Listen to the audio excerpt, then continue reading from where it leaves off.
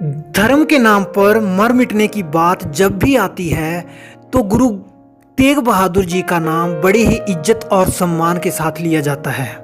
अपने धर्म के नाम पर अपने धर्म की रक्षा के लिए उन्होंने अपने सिर को भी कुर्बान कर दिया। आज उनका प्रकाश दिवस है, तो चलिए जानते हैं उनके बारे में कुछ बातें। गुरु तेग बहादुर जी का जन्म पंजाब के अमृतसर नगर में हुआ था। वह गुरु हरगोविंद सिंह के 5वें पुत्र थे। सिखों के 8वें गुरु हरिकृष्ण राय जी की अकाल मृत्यु हो जाने के कारण जनमत द्वारा गुरु तेग बहादुर जी को गुरु बनाया गया। उनके बचपन का नाम त्यागमल था। मात्र 14 वर्ष की आयु में अपने पिता के साथ मुगलों के हमले के खिलाफ हुए युद्ध में उन्होंने वीरता का परिचय दिया। उनकी वीरता से प्रभावित होकर उनके पिता ने उनका नाम त्यागमल से तेग बहादुर का मतलब है तलवार के धनी रख दिया। धैर्य, वैराग्य और त्याग की मूर्ति गुरु तेग बहादुर जी ने एकांत में लगातार 20 वर्ष तक बाबा बकाला नामक स्थान पर साधना की। धर्म के प्रचार के लिए कई स्थानों का भ्रमण किया।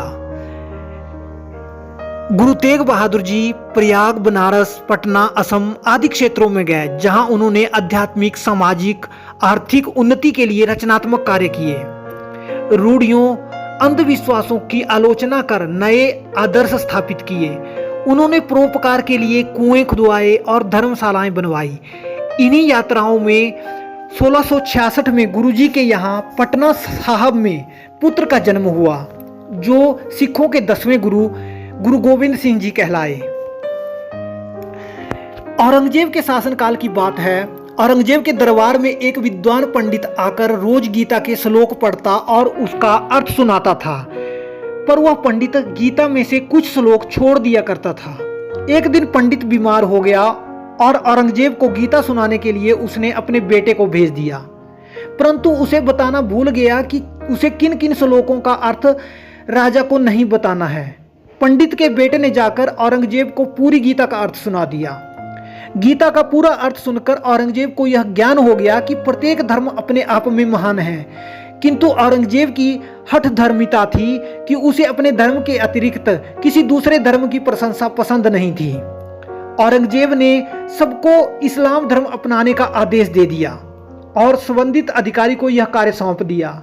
औरंगजेब ने कहा, सबसे कह दो या तो इस्लाम धर्म कबूल कर लें या मौत को गले लगा लें। इस प्रकार की जबरदस्ती शुरू हो जाने से अन्य धर्म के लोगों का जीवन कठिन हो गया।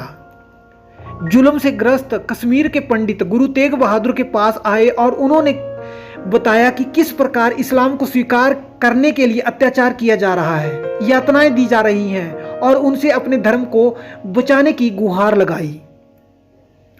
तत्पश्चात गुरु तेग बहादुर जी ने पंडितों से कहा कि आप जाकर औरंगजेब से कह दें कि यदि गुरु तेग बहादुर जी ने इस्लाम धर्म ग्रहण कर लिया तो उनके बाद हम भी इस्लाम धर्म ग्रहण कर लेंगे, और यदि आप गुरु तेग बहादुर जी से इस्लाम धारण नहीं करवा पाए तो हम भी इस्लाम धर्म धारण नहीं करेंगे। औरंगजेब ने यह स्वीकार कर लिया। गुरु तेग बहादुर जी दिल्ली में औरंगजेब के दरबार में स्वयं पहुंचे। औरंगजेब ने उन्हें बहुत से लालच दिए, पर गुरु तेग बहादुर जी ने नहीं माने, तो उन पर जुल्म किए गए। उन्हें कैद कर लिया गया। 2 शिष्यों को मारकर गुरु तेग बहादुर जी को डराने की कोशिश की गई, पर वे नहीं माने। औरंगजेब गुरु तेग बहादुर जी की अपने धर्म के प्रति निष्ठा को देखकर आग बबूला हो गया। उसने दिल्ली के चांदनी चौक पर गुरु तेग बहादुर जी का शीश काटने का हुक्म जारी कर दिया और गुरु तेग बहादुर जी ने हंसते हंसते बलिदान दे दिया। गुरु तेग बहादुर जी की याद में उनके शहीदी स्थल पर गुरुद्वारा बनाया गया है, जिसका नाम गुरुद्वारा शीशगंज साहिब है। गुरु तेग बहादुर जी की बहुत सी रचनाएं गुरु ग्रंथ साहब के महल्ला 9 में संग्रहित हैं। उन्होंने शुद्ध हिंदी में सरल और भावयुक्त पदों और साखी की रचनाएं की। उनके अद्वितीय बलिदान ने देश की सर्व धर्म समभाव की संस्कृति को सुदृढ़ बनाया और धार्मिक, सांस्कृतिक, वैचारिक स्वतंत्रता के साथ निर्भयता से जीवन जीने का मंत्र भी दिया। हिंदू धर्म की रक्षा के लिए गुरु तेग बहादुर जी के इस बलिदान को कभी नहीं भुलाया जा सकता।